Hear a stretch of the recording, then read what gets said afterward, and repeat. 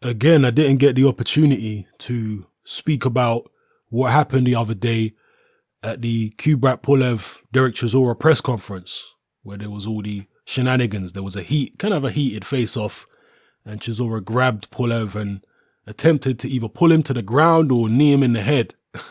One of the two. Now, I said a while ago that, in my opinion, Dereck Chisora is finished as a fighter, and it will only be downhill for him unless he does two things. And those two things were leave Frank Warren and sack his then trainer, Don Charles. Well, thankfully for Chisora fans, he's done both now. Did them a while ago. He's signed with the Sauerlands a few months back, and he got rid of Don Charles even before that. And it now seems that the old Dereck Chisora, the old Chisora attitude is back. And he needs that attitude to perform to the best of his ability. He's a bizarre man, a strange man, and he seems to thrive in strange circumstances and hostile circumstances. When things are too conventional for Dereck Chisora, I think he just can't get motivated. He can't get the best out of himself. But when he turned down the Joshua fight, and he did turn down the Joshua fight for a lot of money, when he turned that down and said, you know what, I'm going to go fight Kubrat Pulev in Bulgaria. The fight's taking place in Germany, but that's what Chisora said he wanted. He wanted to fight Kubrat Pulev in Bulgaria. Pulev obviously is a Sauerland fighter as well. That kind of like was Dereck Chisora in a nutshell. Turned down loads of money to fight someone on the domestic scene in both of your backyards. Turn that down and go fight someone for way less money over in Europe somewhere in his backyard. That's Chisora in a nutshell. He does strange things. He's a wacky kind of guy. And from that moment right there, it should have set alarm bells ringing that the old Chisora was back, because he started doing unconventional stuff again. And I was talking to somebody a while ago. Shout out to Mike Zod, by the way. Big up Mike Zod. That's who I was talking to. And he's a big Chisora fan.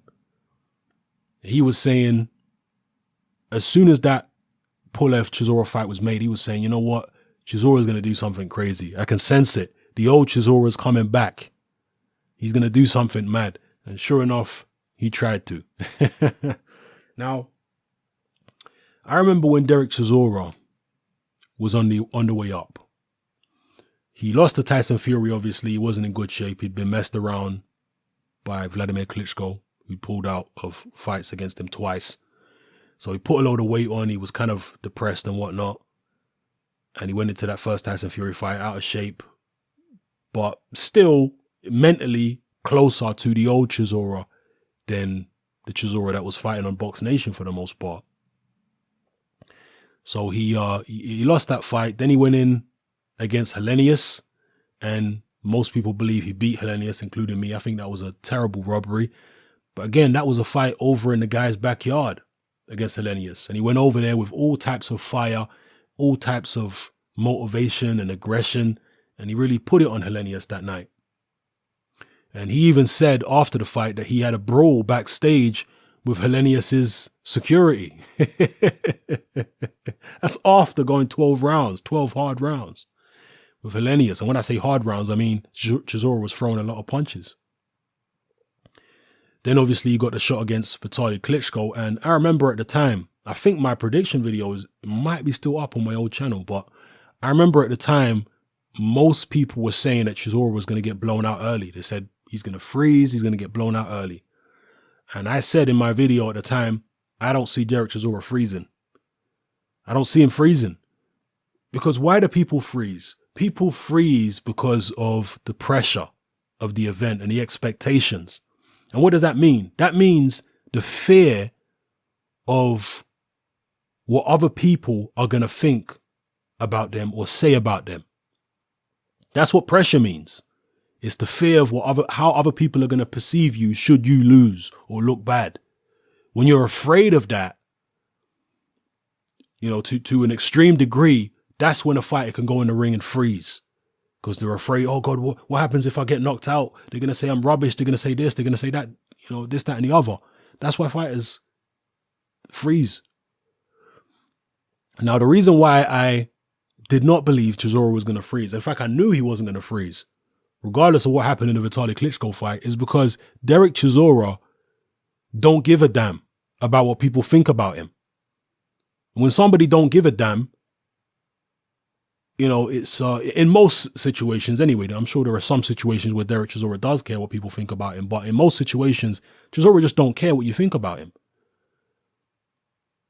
For example, homosexuality is illegal in most African countries. It's certainly, I believe it's still illegal in Zimbabwe where Chisora's from. But either way, in African culture, homosexuality is seen as totally abhorrent and it's illegal in many places and even carries the death penalty in some African countries still. So for an African person like Chisora to be kissing guys on the mouth at weigh-ins and stuff like that, believe you me, that is not something that is seen as acceptable within the African community. Okay, even in the UK, that kind of stuff is not acceptable in the African community. And when Chisora's coming out saying, he supports gays and this, that, and the other, and he ain't got no problem with gays or whatever people are, and kind of dropping hints, maybe he was just teasing, but dropping hints that he himself could be bisexual. He said stuff like that in the past. And for an African guy to say that, wow, that really shows that he don't give a damn what you think about him. So because he's got that kind of mentality where he just don't care what you think, that's why I knew going into that Vitaly fight, this guy ain't going to freeze. He don't give a damn what people think. If he gets knocked out in the first round, he don't care. He's free from all those inhibitions and all those expectations. He's just going to go in there and give it his all. And that's what happened in the Vitaly Klitschko fight. But after the David Haye fight, I think maybe he was very angry at David Haye going into that fight.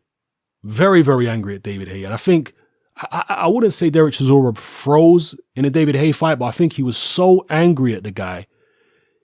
He had such a personal grudge with Haye. Remember, leading up to that fight, he had confronted David Haye in a restaurant after that brawl that they had in Germany. And David Haye apparently picked up a knife or whatever it was. Chisora really hated Haye's guts. And I think because of that emotional involvement and how much he actually hated David Haye, I do think he kind of underperformed in the Haye fight. Don't get it twisted. I'm not saying Chisora would have won any other way, but I personally believe he did underperform a little bit because of the fact that there was so much hatred. But generally speaking, Chisora is not a guy who really hates his opponents, so to speak. He don't come across that way to me anyway. But, he's very competitive. He's very mischievous. He can be aggressive. He's a bizarre man.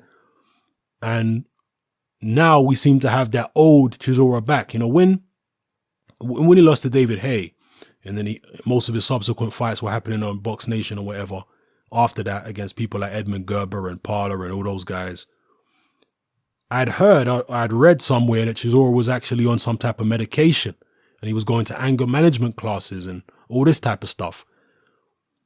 I can understand why somebody would want to do that to Dereck Chisora, but as a fighter, the type of fighter that Dereck Chisora is, that's kind of suppressing his fighting instinct, taking him to anger management and getting him to act all correct and proper and giving him medication for his temper. For better or for worse, Dereck Chisora functions better as a fighter when he's let off the leash, in my opinion. That might not be good for society in general. All right. Not that Dereck Chisora is a serial killer or anything like that, but, for society in general, just in terms of being a bit antisocial or whatever, it may not be good to have Dereck Chisora off the meds, off the anger management classes and letting him off the leash. But in terms of him as a fighter, I think it's for the best. And that seems to be what's happening now. He's off the leash. He's off the meds.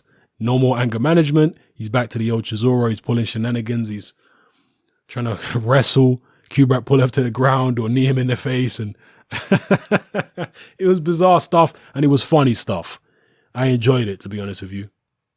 He was mouthing off after that situation happened, and he was telling Pulev, you're nervous. I can see you shaking after what I just did to you. Be ready and all this type of stuff. This ain't a game. This is boxing. This ain't a game. This ain't a fun game. This is serious.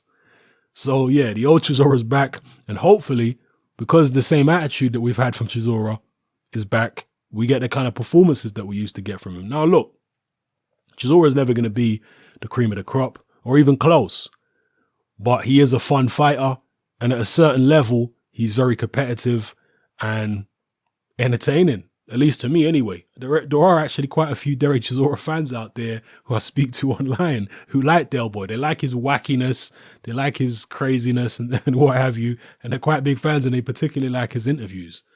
So yeah, those are my thoughts on Dereck Chisora against Kubrat Pulev. Well, my thoughts on the press conference and the shenanigans that took place. Let me know what you think in the comment section below of what happened. And do you think Dereck Chisora is going to win the fight? How do you see the fight going? Drop it all in the comment section below. It's your boy Hatman. I'm out.